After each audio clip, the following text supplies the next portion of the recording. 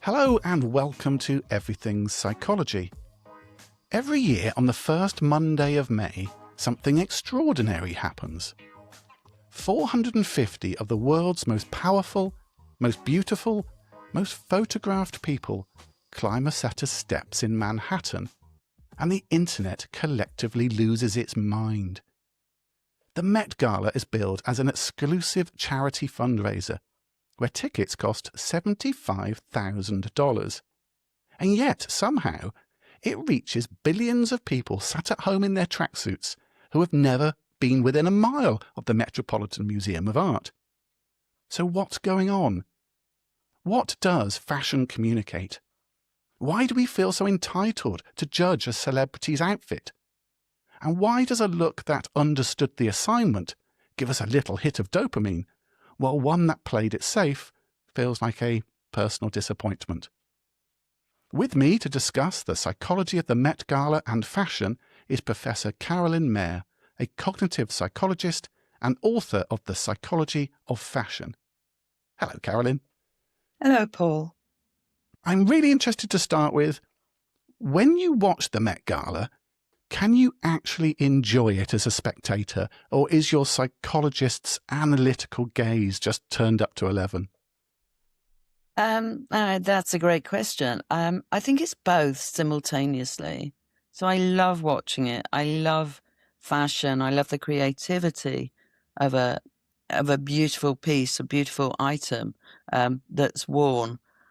But I can't take away the human perspective, the perception of what's going on there. And as a psychologist, I'm really interested in what created the influence to make that wearer wear that garment. What were they trying to show through what they're wearing? And last night's gala is particularly interesting because the title, Fashion as Art. And I think that is super interesting. But fashion in itself always communicates something, and I can't switch that off. Perception is active. It's working all the time, making sense of the world. When I watch the gala, I'm intrigued and fascinated by the clothing, but also intrigued and fascinated by what's going on beyond that in the wearer. Yeah, and I suppose even as you walk down the street, is it the same for you? Sometimes it is. Sometimes I have something more pressing on my mind that I'm not too concerned. But, with attention, something captures my attention, a particularly striking outfit or something very unusual. But what you tend to see in a high street situation normally is people dressed very, very similarly. And it's quite unusual, despite how many clothes we have, how much we spend on fashion. Most people tend to wear the same things on a high street, and we dress up more individually for particular events. So probably walking down the street, not that much. Yeah, I can see that. And watching last night, I mean, you could see the uniqueness. I mean, my goodness. And as you said, the theme for last night's event was Fashion is Art. And we had people dressing up as paintings, Grecian urns, a blood spatter. I mean, it was very unusual and unique. But it did make me think, is fashion art? I think that's a super interesting question. I think fashion is different to art. It can be art, but it is different to art in the way that art, they're both creative, but the art is created to make an impression, to make us think. Whereas fashion is our second skin. Fashion is next to our bodies. We actually feel fashion. We feel the art, if you like, the creativity that we're wearing.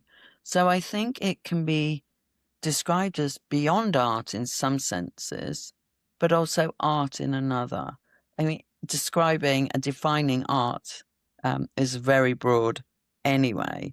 So fashion is certainly art in terms of creativity, but in terms of wearable pieces, it takes on another aspect.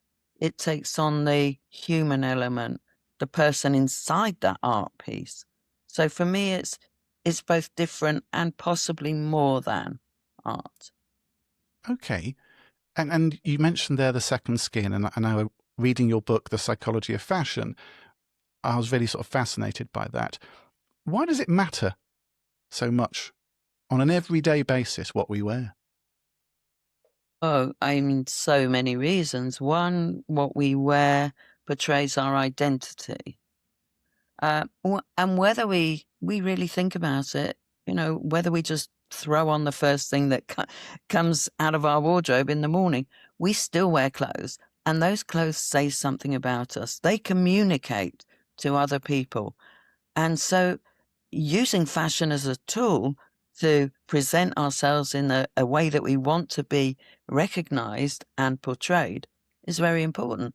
So why is fashion our second skin? It portrays our identity. It allows us to negotiate our position in the world. It allows us to show our allegiance to particular social groups. And it allows us to show disassociation between social groups we do not wish to be aligned with, that we want to separate ourselves from. And this is key that fashion can do this so well. It's an instant form of communication. How much of that is conscious versus unconscious? A lot of our decisions, most of our decisions, the majority of our decisions, in fact, are made unconsciously, very, very quickly before attention kicks in. So attention is the gatekeeper between unconscious and conscious processing. So in an instant, we've made a judgment about a person. The first impression is super fast, under a second. We make a judgment, we fill in gaps of information. We have very few cues just based on appearance alone. We fill in these gaps with assumptions based on previous experience, socialization, peer pressure, social groups we belong to or aspire to belong to. And from that, we make judgments about people. So how much difficult to say, but research suggests that 90% or thereabout, more or less, of our decisions, our quick snap decisions, Daniel Kahneman says system one thinking, are unconscious. And it takes attention to bring those unconscious decisions, thoughts, cognitions to conscious attention so that we can actually analyze them and begin to perhaps challenge them and think more carefully about them. We don't do that so much. Yeah. And does that still hold, though, when we're talking about the Met Gala, where people are parading around in, Sabrina Carpenter last night was in 35mm film strips covered in a film called Sabrina. There was Ananya Burla, who was wearing a mask made of kitchen utensils. Does it change when it comes high fashion like that? Well, we already have perceptions about these celebrities if we know them. We've already made judgments about them. But if we don't know the person, whether it's a celebrity or another individual, those judgments are based on very little information. So we might already be familiar with Sabrina Carpenter and a film called Sabrina. Then we bring those judgments to the judgment we're going to make about her covered from head to toe in film. A film called Sabrina, which is quite interesting in itself, or Yeah. very interesting in It's itself. nicely done, yeah. Very nicely done. It's like a meta fashion as art. So Yeah, you had to really squint at it, but you could see that the titles on the film said Sabrina in it, yeah. yeah, I mean that's interesting. Some people who don't know her and are not familiar with her personality and her what she does, how she's a celebrity, may consider somebody covered in material, whether it's film or something else, with their name on it. We might think they're narcissistic. Very good point. I mean, if we were walking down the high street, we probably would. On the red carpet at the Met Gala, I mean, is she signalling? Is she gaining attention? Or is it, because we've got that sort of different dynamic, haven't we? Because there's the fashion house who is gaining attention, the designer who's gaining attention. Is she really gaining attention, or is she pretty much a walking mannequin? It's both, because I assume, and I don't know this for a fact, but I assume that there was a negotiation between the celebrity and the designer. So perhaps the designer makes a suggestion and the celebrity negotiates with that suggestion. Um, but of course, the designer is the artist here. Yes. In a way, the designer is the artist behind the celebrity artist's clothing. I imagine it's a negotiation. And that will be affected by the designer's perceptions, impressions, affiliation with that celebrity. So, there's lots going on here. And does that translate back down onto the high street again? Not in the same way, because the designer doesn't design for individuals like that. But when somebody wears designer wear, like you say, they're affiliating themselves to a brand or a logo or something like that. Are they again having that relationship with the fashion house and signaling? Yes, absolutely. So when we align with a brand, it could be a movement, but a brand is a kind of movement. When we align with that, when we show that in our clothing, it signals to other people that we have the same values as that brand. We might not have, but that's what we're trying to portray. We might not belong to that brand or that in-group as such, but we may aspire to do so, and we are projecting that. But the interesting thing here about the psychology of fashion is that the interpretation of what we wear may not be as intended, because for someone to know about the values of that brand, that designer house, we have to be familiar with that. So fashion is a form of communication. And like any language, if we're not fluent in that language, we're not going to be able to understand it in the way intended. So we may be able to pick out bits. We may know that something is higher quality than another, but we may not really understand the actual intricate values of that brand that the wearer is trying to portray. Yes. And that reminds me, again, going back to the Met Gala, it was Angela Bassett who came up the steps, and I thought, oh, that's a nice dress. In my simplistic way of looking at things, I thought she's wearing a very nice dress. I didn't know who designed it. And when she got to the top, she was interviewed and she told people about it. And she said, actually, it's based on a painting by Laura Wheeler Waring, and it's called The Girl in the Pink Dress. And the girl in the pink dress is, and the artist is from the history of America and slave America. And she's wearing this beautiful pink dress. And for Angela Bassett, that was a narrative which she wanted to promote and push. And when she told the story, I got it. And that added something to it. Previously, I just thought, that's a nice pink dress. Absolutely. And that illustrates the point very, very clearly, that if we're not fluent in that language, and perhaps people who are familiar with the artist and the history, I think, we're all familiar with the history, I hope.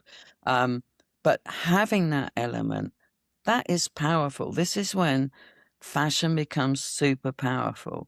Having the story, the symbolism of that, and wearing that symbolism with pride. You would wear that with pride, with that story you are showing a celebrity in the Met Gala, one of fashion's biggest events in the world, and showing the story, how far we've come in some senses, but also illustrating that history, that must not be forgotten. Yeah. And again, switching back down to the high street again, you talked about that misinterpretation, that just because you know it doesn't mean somebody else knows it also. And so when you're wearing something like Adidas, you might be thinking, well, it's because of the team I support or the athlete who is sponsored by, and therefore I want to affiliate myself. Somebody else may have a very different judgment and a connection to that brand, and obviously any brand, which turns that on its head. So is there a sort of a signalling miscommunication that can happen between fashions. Absolutely. Absolutely. And it's almost tribal. So we might have your example of Adidas versus Nike. You know, they have different values, both sport brands, both, you know, very, very high level popular brands, both on trend. But the people who align themselves with one of those brands will not align themselves with another.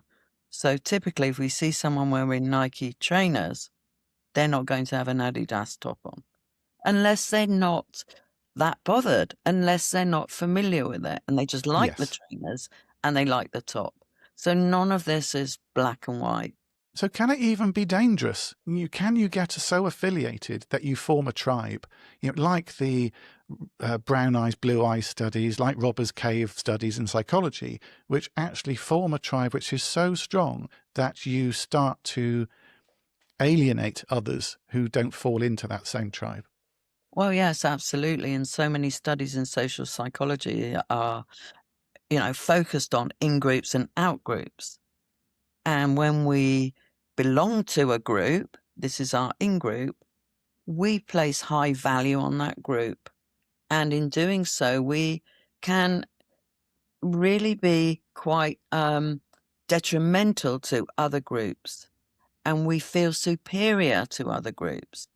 And we can denigrate other groups as feeling, and that doesn't only apply in fashion, that applies to the other groups that we might belong to.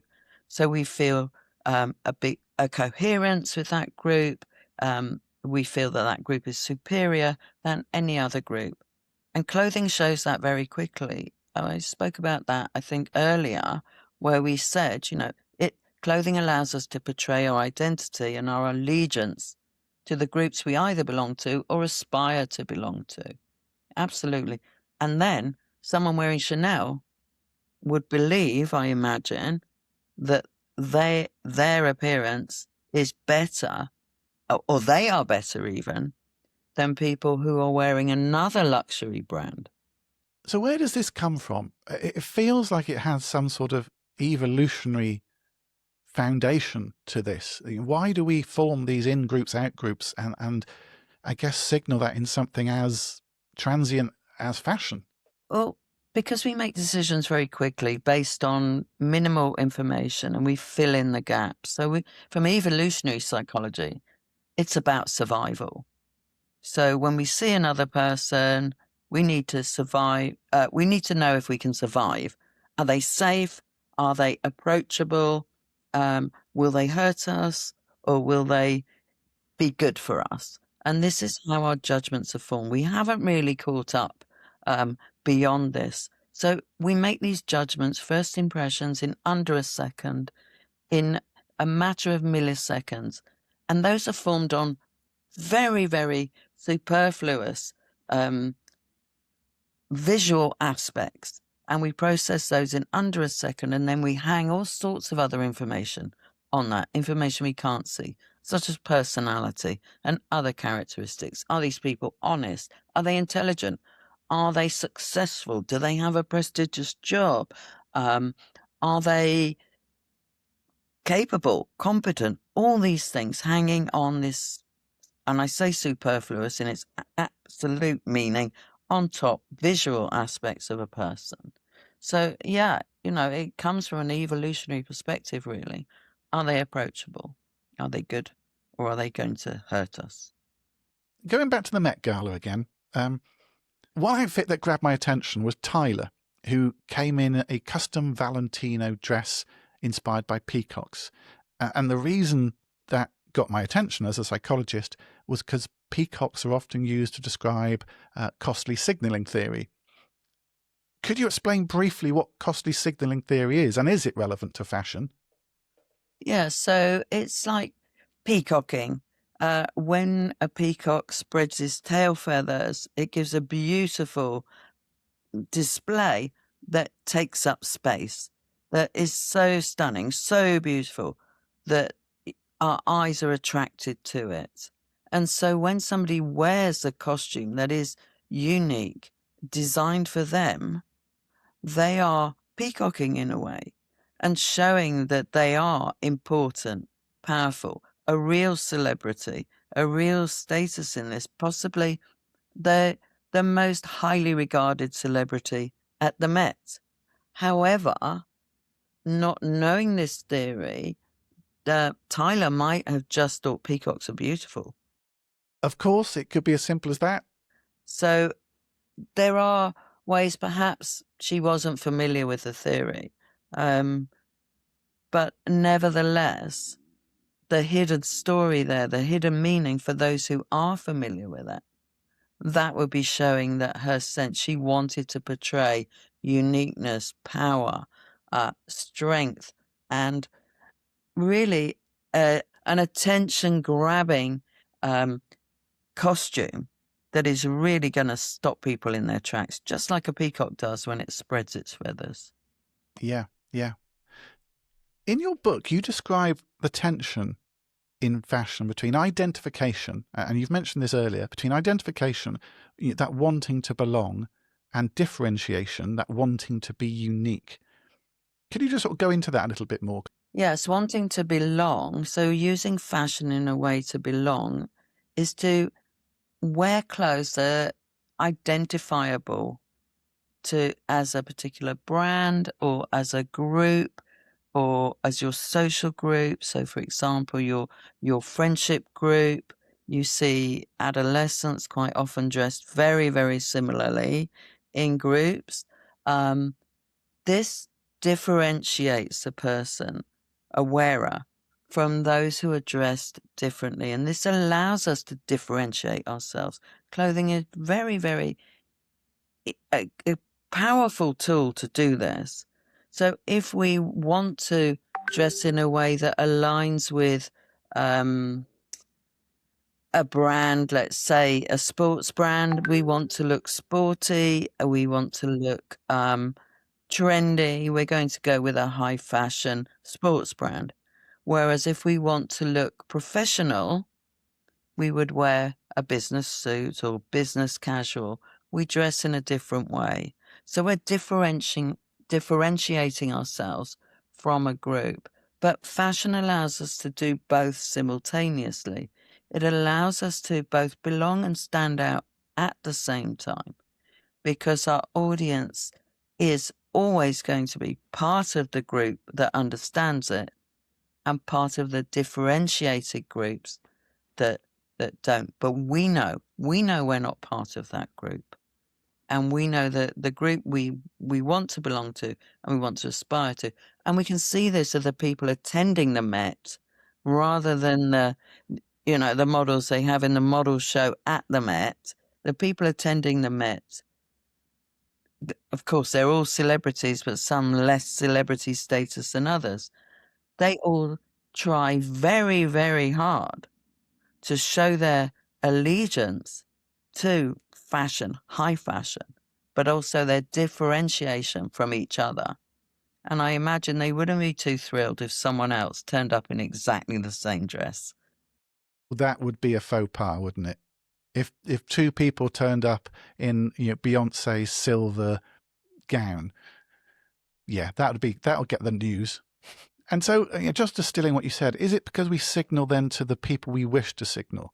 So therefore, explaining groups like emo fashion or punk fashion, mod fashion, we are communicating to our group that we're with them, while simultaneously communicating that we're not with the other group.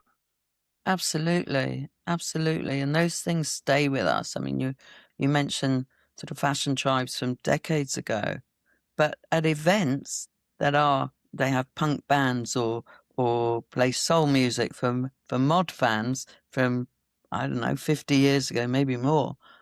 People still dress in that way to go to the events to show how cool they are, because they are showing their authenticity of not only loving the music, but loving the fashion that went with the music. We talk about celebrities as role models around fashion in particular. They are wearing, what are they wearing? There are magazines dedicated to what the celebrities are wearing. But there's a darker side as well, and your book discusses sort of the documented harm that fashion imagery can do to body image, self-esteem. Does the Met Gala perpetuate that harm, do you feel, or is it championing positive body image? Oh, this is a big question. Body image is so important to us in our lives, not just at the moment, and it's not just about how we look, but it's how we show up to other people, how we communicate, and how we are at work, at school.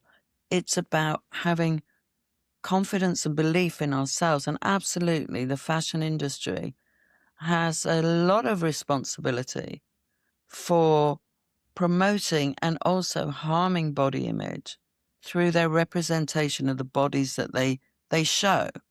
So a couple of decades ago, we were moving towards more body inclusivity. And then about a decade ago, we did see more body positivity, and we've seen more of that on social media. But more recently, we have gone back to the very, very thin models, which is absolutely harmful for people's body image. And the models themselves, and it's documented, the models themselves are told to thin down to the bone, to eat less, to lose weight. And even when they do all those things and show up at the agencies later on, they're told they're still not thin enough. Not all models, obviously, and not all agencies, but this is documented and it has happened. And now we're back to very, very skinny models. But I have to say, returning to your question of the Met, so the Met had some body diversity this year. The Met showed some models with different bodies, different types of bodies. And that is absolutely vital, important. I can't stress this enough, how important it is to have people who are differently abled. So people from the disabled communities, people with different skin tones, and we're seeing this increasingly, but people of different ages, people of different abilities, all sorts of things that people are, that represent humans. You know, we're not all, for women, we're not all, 6 feet tall and weigh goodness knows what, 7 stone. Sorry, I'm old fashioned, not in the imperial, not in the No, that's metric. fine. I'm with You have you. to Yeah. you have to work it out. But yeah, size 00. Most people are not that. Most women are not that. And most men are not either very, very thin, very young, or very ripped and muscly. And this causes problems across genders, not liking themselves. And there are studies that show that women, 99% of women would change at least one part of their body. And in another study about men, many men, and I can't remember the exact percentage, would you lose 1 year of their life to be more muscly. Wow, really?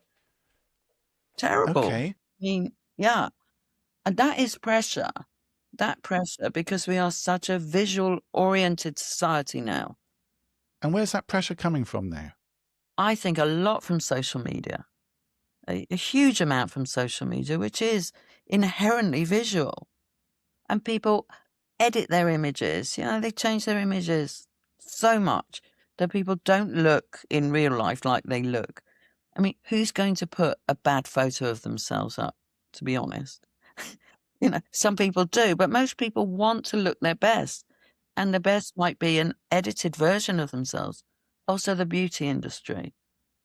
Cosmetic tweakments, if not surgery, are becoming normalized. They're much cheaper, they're easier, they're more accessible. People can have tweakments in their lunch break and go back to work afterwards. And this is becoming quite normal and at a younger age. So this, for people who don't want to subscribe to this, may feel or may feel that they are being judged as sloppy for not doing that. And now we're moving into the more strength-based images, where women are not only expected to be stunningly beautiful facially, but physically muscular as well, toned and muscular. And this is all coming through on social media. So it has a huge problem for people able-bodied and the disabled community as well. It could sound to people listening that we're talking down fashion a little bit. We're talking about the dangers of fashion, your body image, fashion not accommodating different images of body, to say disabled bodies, pregnant bodies, bodies of colour, and so on. But actually, you're really positive about fashion, aren't you? You're sort of really championing it, and your book, The Psychology of Fashion, very much champions what fashion can do. What are Yes. the positives of fashion then? I think the very important positives of fashion are understanding that psychology and fashion are interrelated. So I've said before, they make a perfect marriage because we can use fashion as a tool. Yes, you're absolutely right. The fashion industry does have problems. It's always had problems. And that was my reason for taking psychology into fashion in the first place, was to help it become more ethical and more sustainable, to point out these problems that it had and see if understanding psychology could help the industry become more ethical, treat its workforce better, and treat its consumers better with more respect, treat them with more intelligence, understand that they have the power to promote the brand or to really harm the brand as well. And so what I do is help consumers and help brands, but help consumers choose their fashion items with purpose, intentionally, to help them portray the image they want to portray, and to help them buy more mindfully, to help them. And that's not easy. When we see something we really are attracted to, we want to buy it. But help them buy more mindfully. What is the cost per wear? Will I wear it? Have I got 5 other things at home that look almost identical to this? Yeah. Which happens quite a lot. So I think using fashion as a tool is super important. It's not a magic wand, but when we wear something that makes us feel good, it shows we look good. And that confidence shows through. So self-esteem is internal. But confidence is external.